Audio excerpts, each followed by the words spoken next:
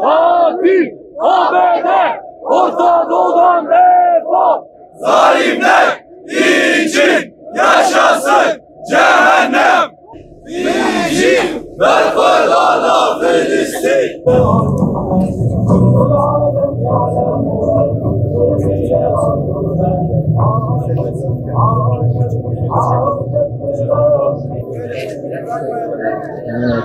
Amerika lanetullah!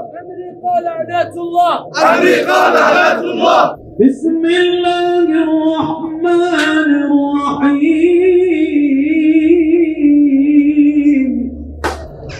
وإذا ما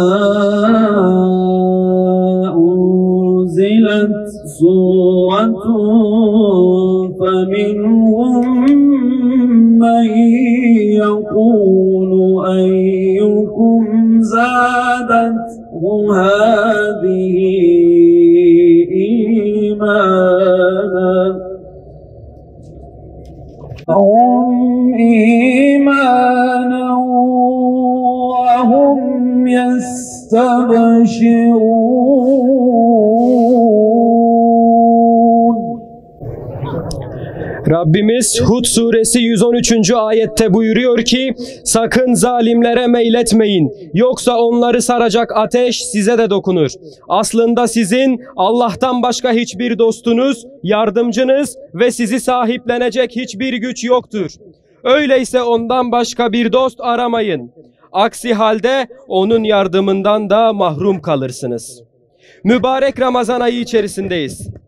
Başı rahmet, ortası mağfiret ve sonu cehennem azabından kurtuluş olan bu mübarek ayda Gazze'de kardeşlerimiz Siyonist çeteler tarafından her türlü zulme maruz kalmaktadır.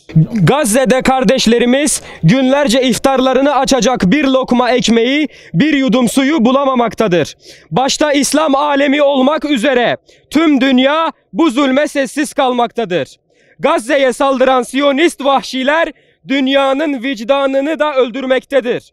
Asıl ölü olanlar Gazze'de açlıktan, susuzluktan, gıdasızlıktan şehit olanlar değil, asıl ölü olanlar bu zulme rıza gösterip sessiz kalan, insanlığını yitirmiş, her şeye ticari menfaatle bakan, maddeyi mananın önüne almış, insanlığını yitirmiş devletler ve uluslararası aktörlerdir. Bugün Gazze'de kolay da olsa, zor da olsa sefere çıkın ve mallarınızla, canlarınızla Allah yolunda cihad edin.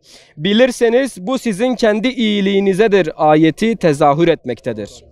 Bugün Gazze'de yoksa sizden öncekilerin çektikleriyle karşılaşmadan cennete girebileceğinizi mi sandınız? Onlar öylesine yoksulluk ve sıkıntı çekmişler. Öyle sarsılmışlardı ki peygamber ve yanındakiler Allah'ın yardımı ne zaman gelecek demeye başladılar. Bilesiniz ki Allah'ın yardımı yakındır ayeti yaşanmaktadır. Gazze gösterdi ki sözde insan haklarını korumak için kurulan Birleşmiş Milletler gibi yapıların varlık sebebi güçlüyü daha güçlü kılmak ve Müslümanları esir almak içindir. Gazze gösterdi ki sözde 57 İslam ülkesi tarafından kurulan İslam İşbirliği Teşkilatı aslında kağıt üzere bir teşkilattır ve bir araya gelip birkaç fotoğraf paylaşmaktan ibarettir. Evet, Gazze halkı açtır, susuzdur, iftarlarının açacağı saat belli değildir, canları enkaz altındadır. Ancak imanla, gururla ve görevlerini yerine getirmiş insanlar olarak Allah'ın huzuruna gidecekler. Ya bizler?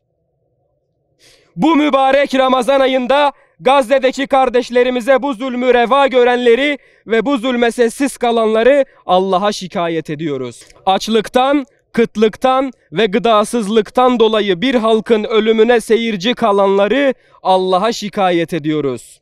Zalimin yanında saf alıp mazlumların diliyle konuşan iki yüzlüleri Allah'a şikayet ediyoruz. Bizler Dicle Üniversitesi öğrencileri olarak bir kez daha en yüksek sesle haykırıyoruz ve diyoruz ki Filistin'in ve Mescid-i Aksa'nın özgürlüğüne giden her meşru eylemin yanındayız ve destekçisiyiz.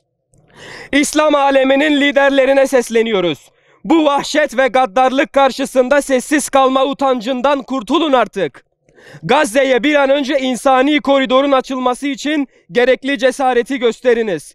Siyonistlerle olan ticari, askeri ve diplomatik ilişkilerinizi kesiniz.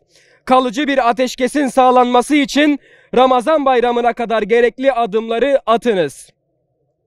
Filistin halkına selam olsun. Küresel insani dayanışmanın sembolü, dünyanın vicdanı olan Filistin kahramanlarına selam olsun.